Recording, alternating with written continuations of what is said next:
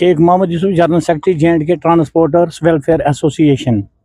आज हमारे कश्मीर में हमने सारे ट्रांसपोर्टरों की मीटिंग बुलाई थी, जिसमें नॉर्थ कश्मीर, साउथ कश्मीर से हमारे सारे ट्रांसपोर्टर साहिबान आए थे। जो भी हमारे साथ मुंसलिक है वो सारे आए थे। आज हमने जो ट्रांसपोर्ट को दरपेश मुश्किलात पेश आ रही है, रोज़ बरोज़ उनमें इजाफा ही हो रहा है और इस ट्रांसपोर्ट सेक्टर को ख़त्म करने पे तुला हुआ है गवर्नमेंट। उसके लिए हमने एक मीटिंग की। उस मीटिंग में हमने फैसला लिया है कि जिसमें हमारे कुछ मुतालबात है। हमारा आज का पहला मुतालबा है, जो इन्होंने ई बसेस जो ये और लाने जा रहे हैं हमारे जम्मू कश्मीर में, जम्मू में भी और कश्मीर में भी 100 बसों का इनका प्रपोजल है। हम गवर्नमेंट को वार्न करना चाहते हैं, हम गवर्नमेंट को बताना चाहते हैं, मुतनबा करना चाहते हैं कि वो उसका ख्याल भी न लाए। हम उन बसों को यहाँ आने नहीं देंगे।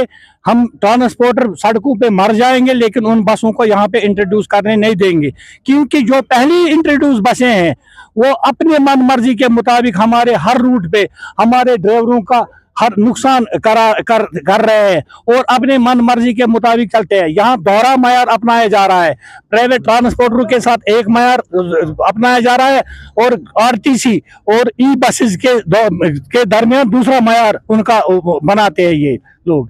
दूसरा हमारा मुतालबा है कि जो स्टीप हाइक हुई है हमारे फिटनेस फीस में, हमारे और फीसिस जो इन्होंने इसमें बहुत काफ़ी हद तक जो जिसकी जितनी कमाई नहीं होगी हमारे ऑन रोड ड्राइवरों की, अभी हम जो इन्होंने ग्रीन टैक्स लगाया था हमारी गाड़ियों पे वो पहले ही बेतहाशा था। अब उसमें इन्होंने दुगना इजाफा करके हमारे ट्रांसपोर्टरों पे एक और बोझ डाला है।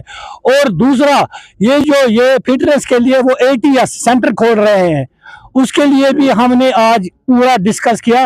वो ATS सेंटर बंद होना चाहिए, जैसे हमारी फिटनेस हो रही थी बोर्ड ऑफ इंस्पेक्शन में ऐसी ही होनी चाहिए।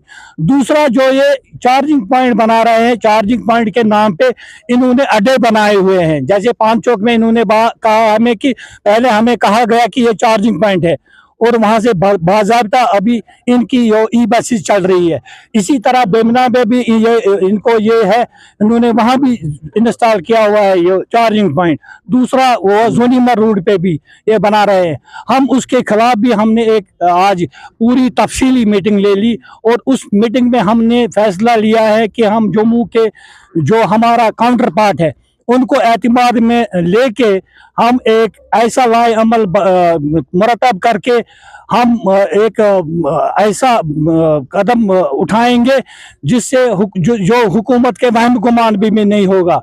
या तो गवर्नमेंट हमारी जो गाड़ियां है, जो प्राइवेट ट्रांसपोर्टरों को इन्होंने गाड़ियां लाई है, प्राइवेट ट्रांसपोर्टरों ने जो बैंकों का कर्जा अदा नहीं कर सकते हैं, जो अपने अयाल की कफालत नहीं कर सकते हैं, या तो ये हमें चाबियां ले गाड़ियां रखे अपने पास, या तो ये खुद चलाए, हमें हमारे रोजगार का बंदोबस्त करे।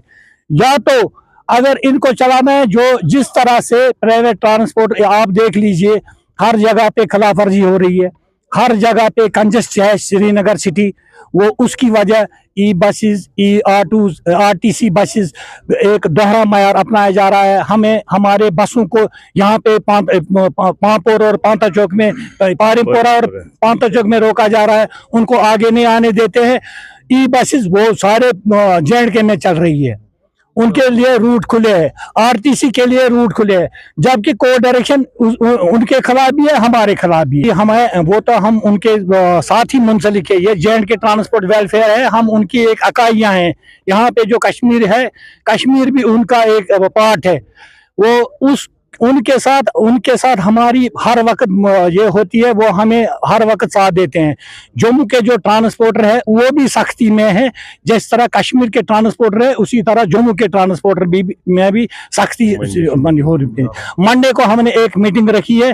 मंडे के बाद जो भी कदम होगा, जो अभी हमारी मीटिंग हो रही है उनके साथ, टेलीफोनिक बातचीत हो रही है उनके साथ, वो एक फैसला लेंगे हम, जिस फैसले को हम आपको आगाही करेंगे सोमवार को, जिसमें या तो हड़ताल पे हम जाएंगे या तो हम प्रोटेस्ट पे जाएंगे। पहले तो मैं आपका शुक्रगुजार हूं कि आप वक्तन आप हमारी आपकी वजह से आप हमारा ये जो ये होता है, जो हमारी कोई प्रॉब्लम भी होती है तो आप मीडिया के प्रिंट थ्रू आप वो हमारा आगे पहुंचाते हो। पहला मकसद हमारा इस मीटिंग का है ये कि जो दिन ब दिन हमारे इसमें जो इन्होंने ई बसों का जो इन्होंने बेतहाशा ये किया है, इसकी वजह से हमारे रोजगार पे बहुत असर पड़ा है। और दूसरी बात, जो उन्होंने आज से 10-15 दिन पहले एक नोटिफिकेशन निकाली है जिसमें उन्होंने इसमें फिटनेस फीस में बहुत सारी हाई कर दी है। जो हमारा फिटनेस फीस 800 था वो 5000 पे पहुंचा दिया। और जो हमारा पुरानी गाड़ियों की फिटनेस थी उसमें साल में 2 बार फिटनेस होती थी, 6 महीने के बाद एक फिटनेस, 6 महीने के बाद एक और फिटनेस। उसमें हमें 1 साल का 13,500 रुपये फीस भरना पड़ता था। ग्रीन टैक्स उसमें भी हमने एक मेमोरेंडम पेश किया था कि हमें इसमें कमी पेशी होनी चाहिए, इसमें हमें हाफ होना चाहिए। इसके बावजूद इन्होंने उसमें 28,000 का फीस कर दिया है, जो कि कोई मालिक अफोर्ड नहीं कर सकता है। तो इस वजह से हमने आज मीटिंग रखी थी। तो हमने अब हमारा एक all J&K transport welfare association है, उसके एजेंडे के तहत हम उनके साथ चल रहे हैं। तो हमने एक मीटिंग उनके साथ अभी रखी है। तो मंडे को हम खत्मी शक्ल देंगे कि आइंदा का क्या हमारा कौन सा क्या प्रोग्राम होगा। देखिए जनाब, एक तरफ तो गवर्नमेंट बोलती है कि हमारा दिन ब दिन खसारा हो रहा है, ऊपर से ये दिन ब दिन बेतहाशा गाड़ियां छोड़ रहे हैं। हमारा एक सेंट्रल कश्मीर का हमारा एक है गांधरबल से हमारी गाड़ियां चलती है, उसमें हमारी बसें हैं 250 बसें हैं और मेटाडोर हमारे हैं 450, जिनको इस टाइम 3 दिन के बाद फेरा लगता है। उसके बावजूद भी उन्होंने बेतहाशा ई बसें वहां छोड़ दी है, जिससे हमारा रोजगार पूरा ठप हुआ है, जिससे हमारी रोजगार पे बहुत असर पड़ा है। पहले तो मैं आपका शुक्रिया अदा करना चाहता हूँ कि आप शॉर्ट नोटिस पे यहाँ तशरीफ लाए, वक्तन फवक्तन आप हमारी बात आला हुकाम तक पहुँचाते हैं। जो ये ट्रांसपोर्ट का मसला है, आपको पता है ये जो प्राइवेट ट्रांसपोर्ट है जम्मू कश्मीर में ये रीढ़ की हड्डी है, क्योंकि 70% ट्रांसपोर्ट से ही चलता है जो इसका टैक्स अदा कर रहे हैं। आपको पता है कि 2022 में एक लिबरल बस इंट्रोडक्शन की, जिसकी वजह से हमें नई बसें दी गई है।